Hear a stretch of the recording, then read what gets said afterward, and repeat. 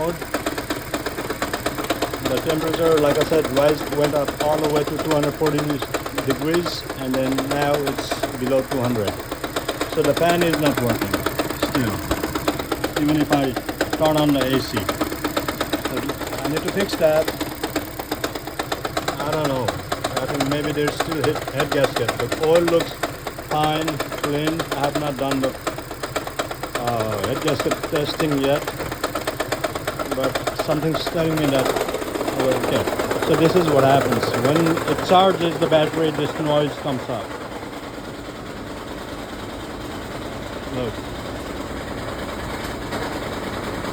So it will be like that for a while, and then after that the noise will go back to like earlier.